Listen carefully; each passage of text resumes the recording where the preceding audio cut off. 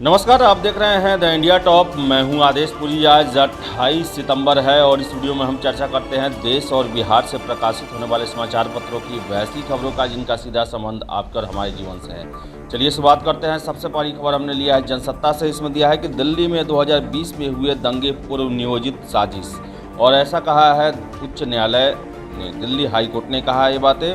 आपको बता दें कि न्यायमूर्ति सुब्रमण्यम प्रसाद ने दिल्ली पुलिस के हेड कांस्टेबल रतन लाल की कथित हत्या से संबंधित मामले में आरोपी मोहम्मद इब्राहिम द्वारा दाखिल जमानत याचिका पर विचार करते हुए कहा कि घटनास्थल के आसपास के इलाकों में सीसीटीवी कैमरे को व्यवस्थित रूप से नष्ट कर दिया गया।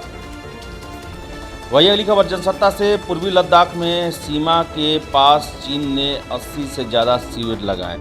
उत्तर में काराकोरम के पास के करीब बहाब जिलगा से लेकर पीयू, हॉट स्प्रिंग, चांगला, तासीगोंग, मांजा और चुरू तक सैनिकों के लिए चीन ने बनाए शिविर, जो कि भारत के लिए काफ़ी चिंता की विषय है। वही अगली खबर जनसत्ता से ही। युवा चिकित्सकों का सत्ता के खेल में फुटबॉल की तरह इस्तेमाल न करे। उच्चतम न्यायालय ने केंद्र को चेतावनी देते हुए कहा कि अगर वह राष्ट्रीय पात्रता सह प्रवेश परीक्षा अति विशिष्टता 2021 के पाठ्यक्रम में अंतिम समय में किए गए बदलाव के औचित्य से संतुष्ट नहीं हुआ तो प्रतिकूल टिप्पणियां करेगा। तो आपको बता दें कि अंतिम समय में किए गए चेंज को लेकर सुप्रीम कोर्ट जो है वो नाराज़ है, और उनका साफ कहना है कि युवा चिकित्सकों का सत्ता के खेल में फुटबॉल की तरह इस्तेमाल नहीं होना चाहिए। वही अगली खबर हमने जनसत्ता से इंडिया। इसमें दिया है कि हर एक दिन लोकसभा क्षेत्र पर होगा एक चिकित्सा महाविद्यालय। डिजिटल मिशन की शुरुआत करते हुए प्रधानमंत्री ने कहा। प्रधानमंत्री नरेंद्र मोदी ने आयुष्मान भारत डिजिटल मिशन की शुरुआत करते हुए कहा कि इस मिशन में क्रांतिकारी बदलाव लाने की ताकत है। वही अगली खबर जनसत्ता से। जीएसटी कर चोरी की पहचान के लिए 2 मंत्री समूह का गठन। कर्नाटक के मुख्यमंत्री वासव राज बोम्मई की अध्यक्षता वाली इस समिति में पश्चिम बंगाल के वित्त मंत्री अमित मित्रा, केरल के वित्त मंत्री एन बालगोपाल, बिहार के उप मुख्यमंत्री तारकिशोर प्रसाद सहित अन्य सदस्य होंगे।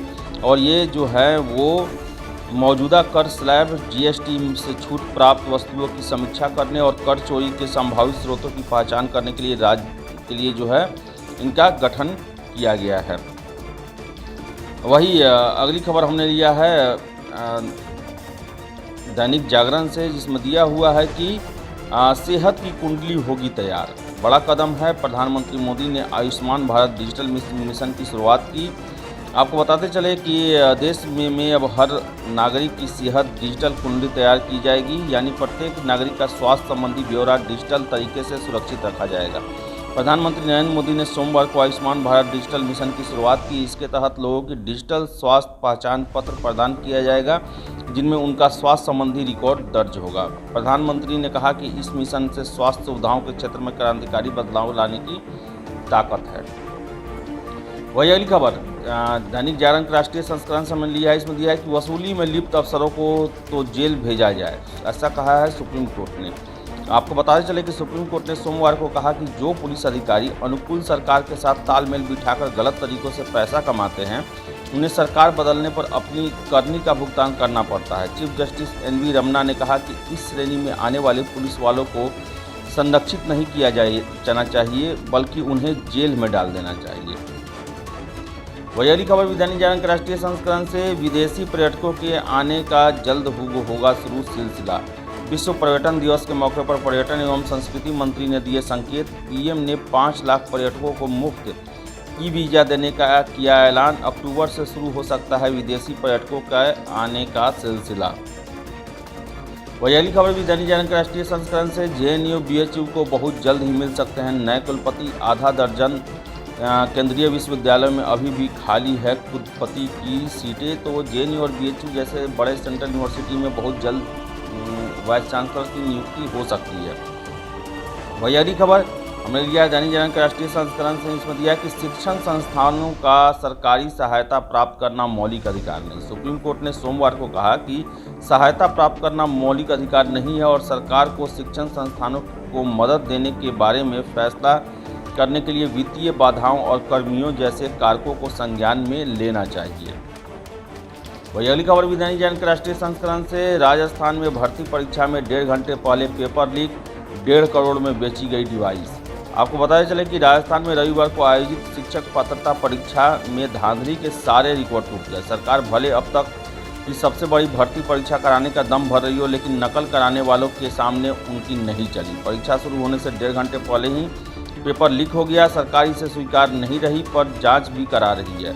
सवाई माधोपुर जिलों के गंगापुर में तैनात 2 पुलिस कांस्टेबल को निलंबित कर दिया गया है। इन दोनों की पत्नियों ने भी परीक्षा दी थी।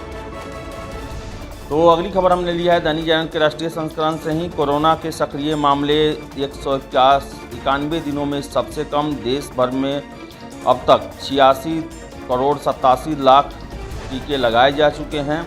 कल 26,041 मामले पूरे देश में दर्ज किए गए और 24 घंटों में 276 लोगों की मौत पूरे देश में कोरोना की वजह से हो गई।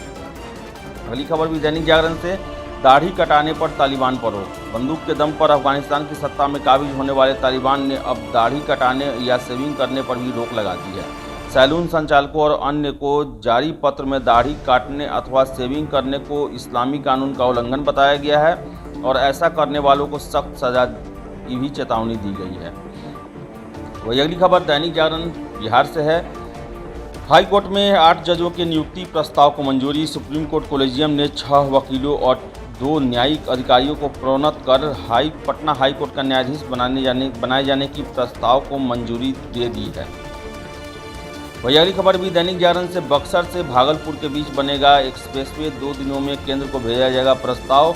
सड़क परिवहन एवं राजमार्ग मंत्रालय ने मांगी 1100 किलोमीटर सड़क की कार्ययोजना। पथ निर्माण विभाग के अपर मुख्य सचिव ने तय हुई योजनाओं पर बैठक। और आपको बताते चले कि बक्सर से भागलपुर एक्सप्रेसवे बनाने के लिए जो है प्रस्ताव 2 दिनों में केंद्र के पास भेजा जाएगा। वही अगली खबर भी दैनिक जागरण से। केंद्र से विशेष दर्जे की मांग नहीं करेगा बिहार। योजना एवं विकास मंत्री विजेंद्र प्रसाद यादव ने संकेत दिया है कि अब राज्य केंद्र सरकार से विशेष दर्जा देने की मांग नहीं करेगा। इसके बदले हर एक क्षेत्र में विशेष सहायता की मांग होगी। उन्होंने कहा कि आखिर विशेष राज्य के लिए कितनी बार मांग की जाए। वही अगली खबर भी दैनिक जागरण से। पंचायत राज पदाधिकारियों को मिला वित्तीय अधिकार। डिजिटल सिग्नेचर बन जाते ही बैंकों से कर सकेंगे लेन देन। कानून में संशोधन के जरिए उन्हें पंचायत समिति का कार्यपालक पदाधिकारी बना दिया गया था। अब उन्हें वित्तीय अधिकार भी दे दिया गया है। वही अगली खबर भी दैनिक जागरण से। उच्च माध्यमिक विद्यालयों में खुलेगी विशिष्ट प्रयोगशालाएं। भारतीय प्रौद्योगिकी संस्थान पटना का शिक्षा विभाग को प्रस्ताव। राज्य के सरकारी माध्यमिक उच्च विद्यालयों में छात्र छात्राओं के लिए विशिष्ट प्रयोगशाला की स्थापना होगी। प्रत्येक प्रयोगशाला पर 1,20,000 रुपये का खर्च अनुमानित है। इसके लिए IIT पटना ने एक प्रस्ताव शिक्षा विभाग को भेजा है। वही अगली खबर भी दैनिक जागरण से। 31 अक्टूबर को शिक्षकों के प्रमाण पत्र की होगी जांच। पटना उच्च न्यायालय के आदेश से राज्य के 94,000 प्रारंभिक शिक्षकों की चल रही नियोजन प्रक्रिया के तहत चयनित अभ्यर्थियों के प्रमाण पत्रों की जांच 31 अक्टूबर तक होगी। शिक्षा विभाग ने सोमवार को इस संबंध में सभी जिलों को आदेश जारी कर दिया है। वही अगली खबर हमने लिया है प्रभात खबर से। इसमें दिया है कि बिहार में 75 लाख जनधन खातों में नहीं हो रहा लेन देन। प्रधानमंत्री जनधन योजना के तहत देश के हर गरीब व्यक्ति को बैंकिंग सिस्टम से जोड़ने की कोशिश की गई है। ऐसे में बिहार में अब तक करीब 5 करोड़ जनधन खाते खोले गए हैं, जबकि इनमें से लगभग 4.25 करोड़ ही एक्टिव हैं। इनमें से 75 लाख जनधन धावे इनएक्टिव हो चुके हैं। वही अगली खबर प्रभात खबर से। जेईई का रिजल्ट आने में 1 से 2 महीने की होगी देरी। जूनियर इंजीनियर का रिजल्ट आने में अभी देरी होगी। इस पर 70 वाद विभिन्न न्यायालयों में चल रहे हैं। साथ ही 2 मामलों में कोर्ट का स्टे भी लगा हुआ है। इसी बीच फेक मार्कशीट की कई शिकायतें मिलने के बाद बिहार तकनीकी सेवा आयोग ने काउंसलिंग के आधार पर बनी सूची में शामिल सभी अभ्यर्थियों के सर्टिफिकेट चेक करवाने का फैसला लिया है। वही अगली खबर भी प्रभात खबर से। 70 से अधिक कंपनियां आएंगी बिहार, युवाओं को मिलेगा रोजगार। अगले माह से लगेगा ऑफलाइन रोजगार मेला। जिला स्तर पर जॉब कैंप लगाकर अधिक से अधिक युवाओं को रोजगार दिया जाएगा। तो ये थी देश और बिहार से प्रकाशित होने वाले समाचार पत्रों की वैसी खबरें जिनका सीधा संबंध आपका हमारे जीवन से है। अगर आप हमारा ये वीडियो फेसबुक पर देख रहे हैं तो वीडियो को लाइक शेयर करें और हमारे पेज द इंडिया टॉप को फॉलो करें। अगर आप यूट्यूब पर देख रहे हैं तो वीडियो को लाइक शेयर करें और हमारे चैनल द इंडिया टॉप को सब्सक्राइब जरूर कर लें। धन्यवाद।